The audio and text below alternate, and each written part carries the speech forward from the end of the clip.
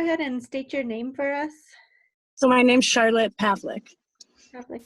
And so Charlotte, can you just give us a little brief history of maybe, or maybe even tell us just what your childhood was like growing up, and how things kind of evolved as you became a teenager and so forth?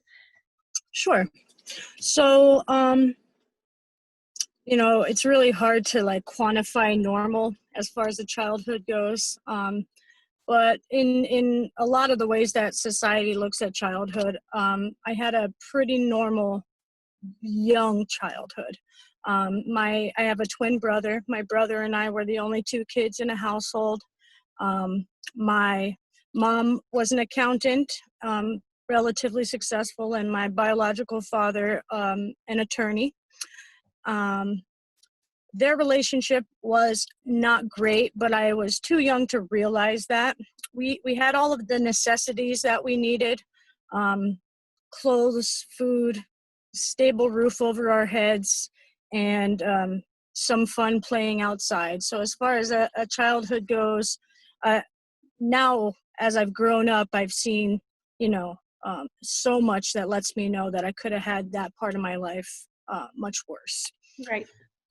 There again, quantifying normal is a ridiculous notion, especially in the mental health field, because what seems like a blessing to some people is still extremely hard for other people to persevere through. So there were definitely aspects of my young childhood that were really hard now that I look back in hindsight to get through. Myself as a person, I felt like I was born dark. I remember being a very young child and having super negative, depressed outlooks on the world in general, on society around me, on whether or not I wanted to become a parent. I was too young to have the kind of negative mindset that I had. And I really think that my very young mental health is one of the things that ignited this path of addiction that I started to take. Right. Yeah. Wow. That's really interesting that how you say that, and the perspective that you have. So with that,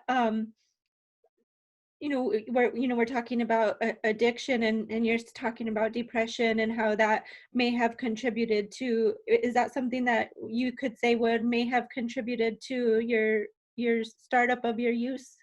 Absolutely. Absolutely. Yeah. And so can you kind of explain that a little bit more, like maybe how old you were when you started experimenting, whether it started with cigarettes or alcohol, or how did that look for you? The very first thing I did was a cigarette. It was outside the third grade science fair. My parents were inside looking at my science fair project, and I was outside smoking my dad's cigarettes with my boy crush at the time. And that continued for a long time. My dad bought cartons of cigarettes at a time and was not aware enough to know that I was taking whole packs. I'm not really sure how they didn't smell it on me, just honestly. So third grade, I was probably 8 years old. I'm going to say by 11, I had tried alcohol and marijuana. At that point, it was still a here and there kind of thing. But there was this immediate reprieve from some of the just innate ways that I felt. So like I had said earlier, I really feel now, even looking back, that there was something in my brain that was stopping me from feeling just normal joy like a lot of the other kids were feeling. So I got a taste of this joy that came from a substance. And long before I dealt with or lived through any of the negative repercussions of this substance, it felt like a godsend. Right. It felt like, wow, like I can feel happy too. I can feel sociable too. I can feel like I fit into a crowd too. So that's the thing with addiction. If there weren't good things in the beginning, none of us would get so wrapped up in it that we stayed through years and years of hell, essentially.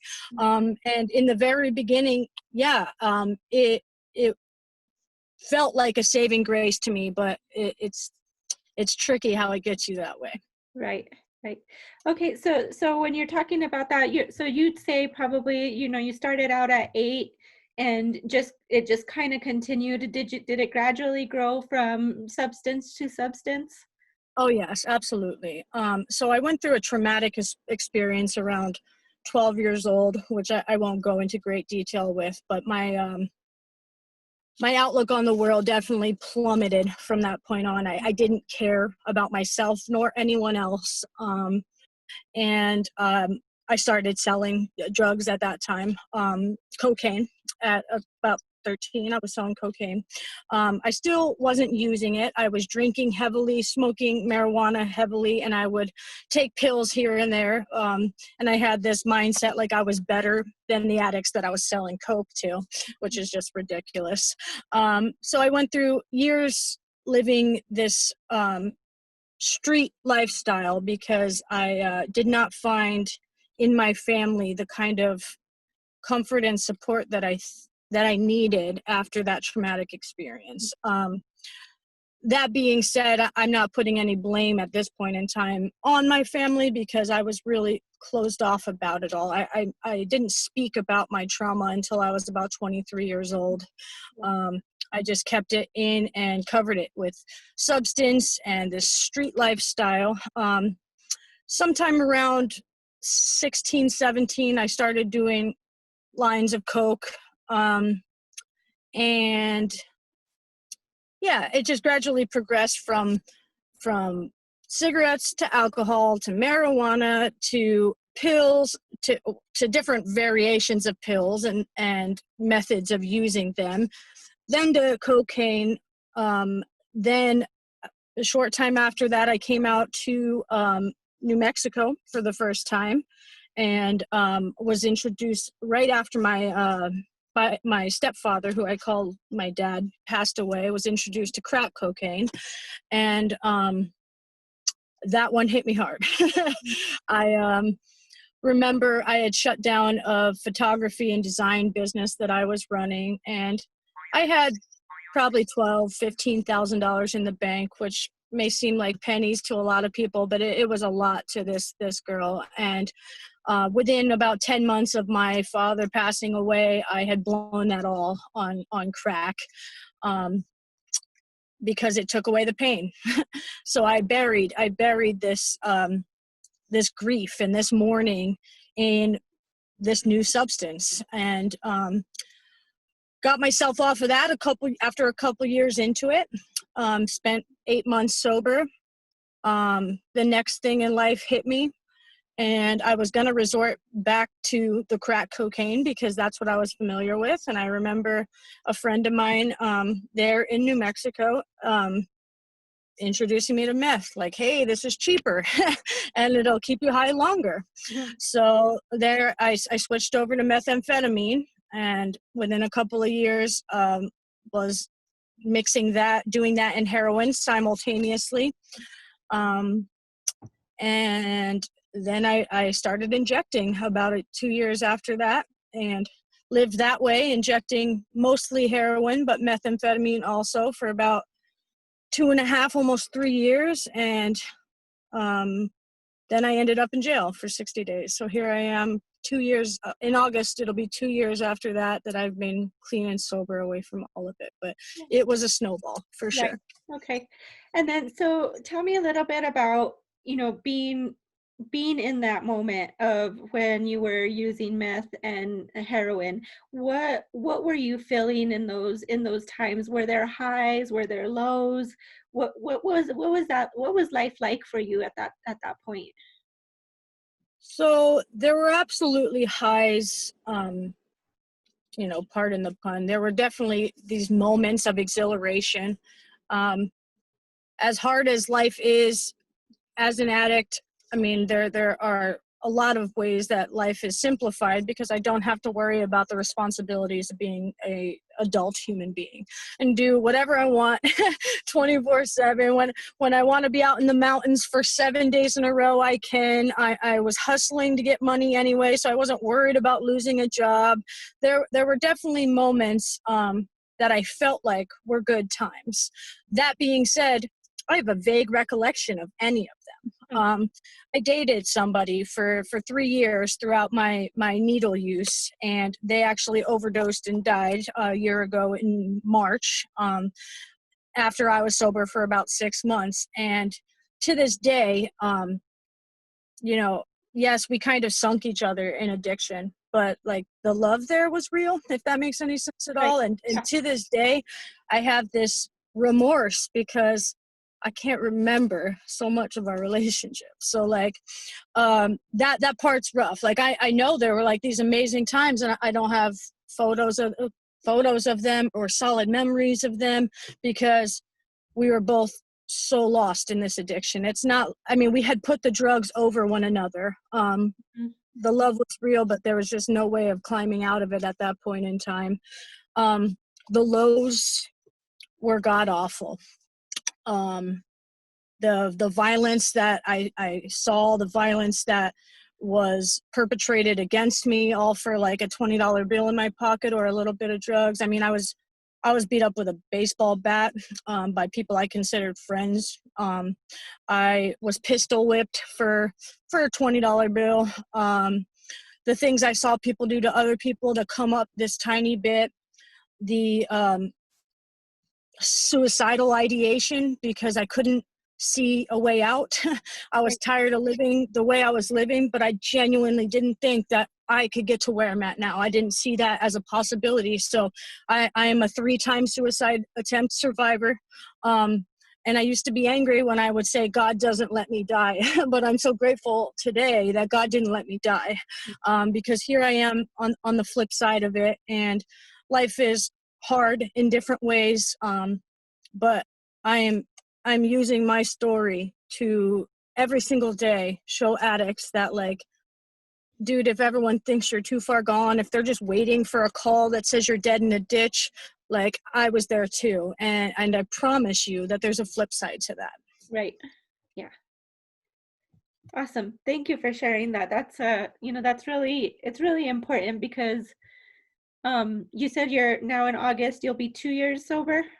Yes. Yeah. So sharing, and I love that you're using your story. Like you said, every single day you're using your story so that you can give people that beacon of hope, that light. And that's really important, especially in recovery, and showing people that recovery is possible, because it is possible. You know, Absolutely. you're living proof that it's possible. So I know, let me see here. I'm just looking at,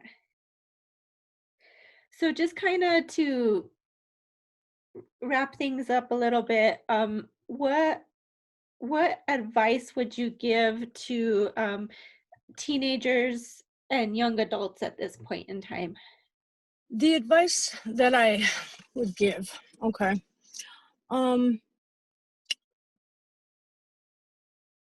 I would say awareness, number one, is something that, I would say to be consciously aware of the steps that you're taking today and where they might lead you down.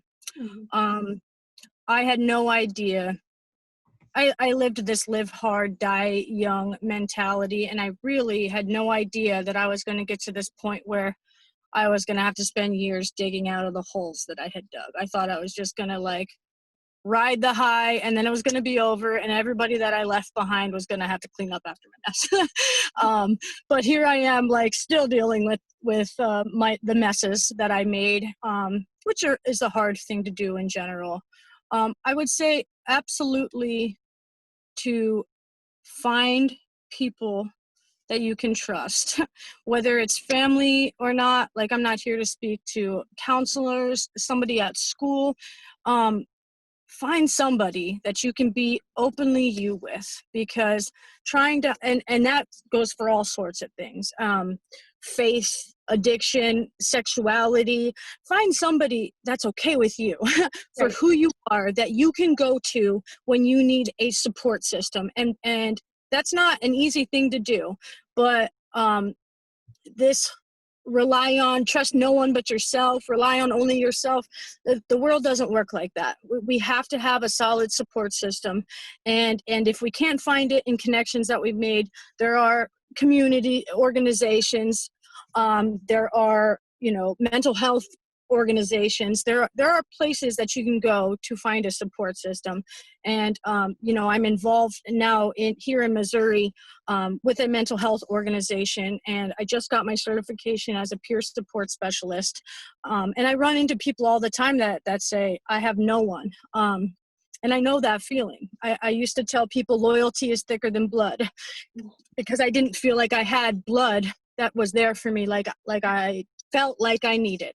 Right. And the people in these organizations, like the Northern New Mexico Drug-Free Coalition, these are people that are going to, support you in this walk. So finding people that you can trust, be okay with, and then be honest about the areas where you fall short, because secrets just snowball. Mm-hmm. Mm-hmm. Awesome. Thank you, Charlotte. I appreciate that. I think you're hitting it right on the nail, especially you mentioned, having support for faith, sexuality, drugs, alcohol, anything like that. I think especially our youth, and especially what we're going through right now, they're really, struggling with, finding their place in the world right now. There's so much going on. So that's really important, to be able to give them that outlet to find someone they can trust. Absolutely. So what advice would you give to parents? I'm sure it's much easier said than done, but some kind of model of grace. That's the advice that I would give first and foremost, is, to be loved, accepted, and supported, regardless of your ups and downs, your goods and bads, is huge. That's not to be confused with an enabling mentality.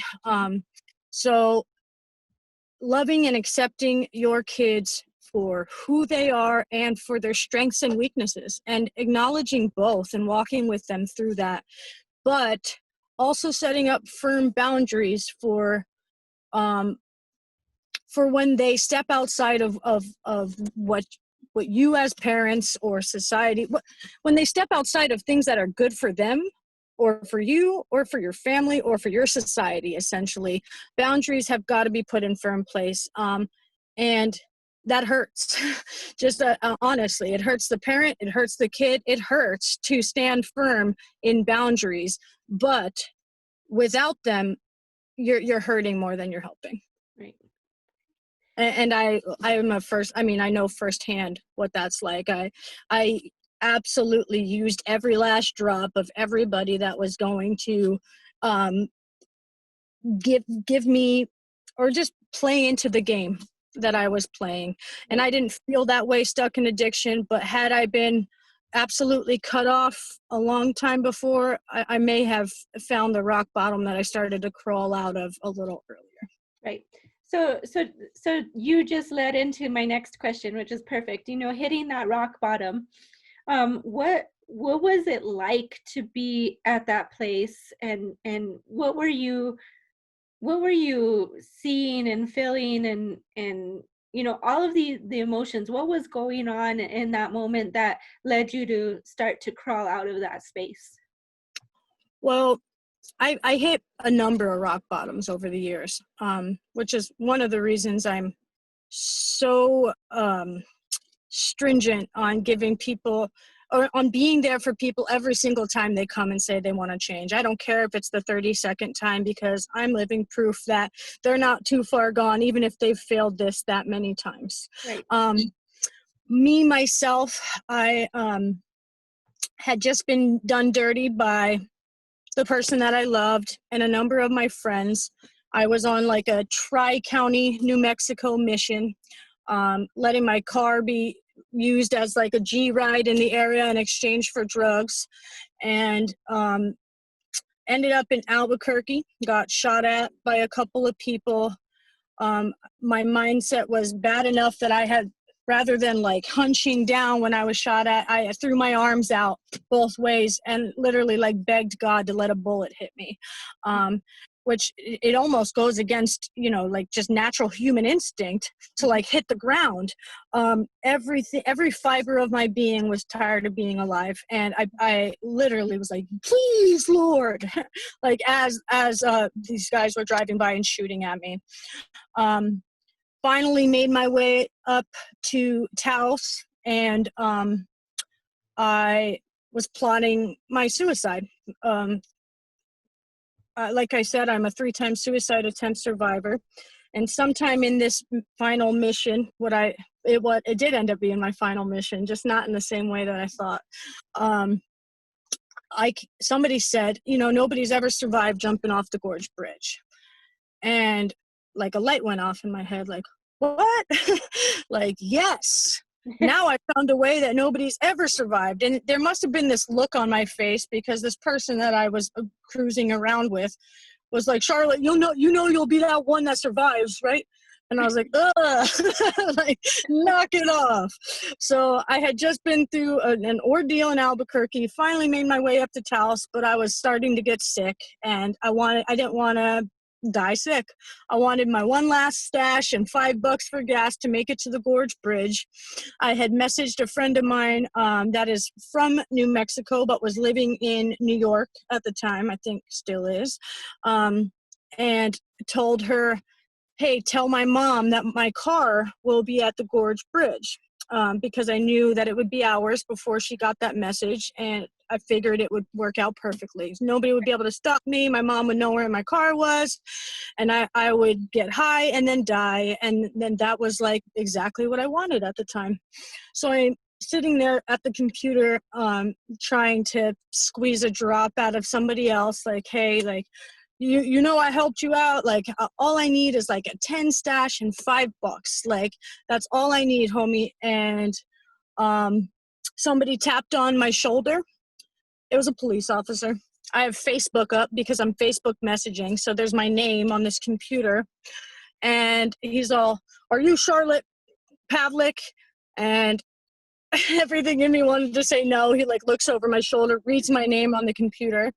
And I'm in absolutely no position to run. I had been running for quite some time. I was on the run for like 8 months with a warrant. And I knew I was caught up. So whatever, they took me outside and were preparing to take me in, and something snapped in me instantly in that moment. I've had quite an ordeal with cops throughout my life, so I was never a big fan of cops. I don't think I called them anything but pigs for like 10 years. And frankly, I called this one a pig too. I grabbed his face. They switched my handcuffs from the back to the front. And I grabbed his face, handcuffed, and he like stiffened up real quick, obviously, thinking I was going to do something. And I cried, and I was just like, you saved my life, pig. I still called him a pig, but I was like, you just saved my life. Like, I hope you know that. And that was so out of character for me that I can't give credit to anyone but God. And I went to jail, and I stayed much longer than I thought I was going to. And I got out of jail and checked myself into a rehab. They kicked me out. Checked myself into another rehab. They kicked me out because my liver was failing and I was this medical liability. So even that alone, under most circumstances, would have been enough for me to relapse and just go back out into the world. And I stuck by it. I stuck through it all. So. Thank you. You had me crying here. So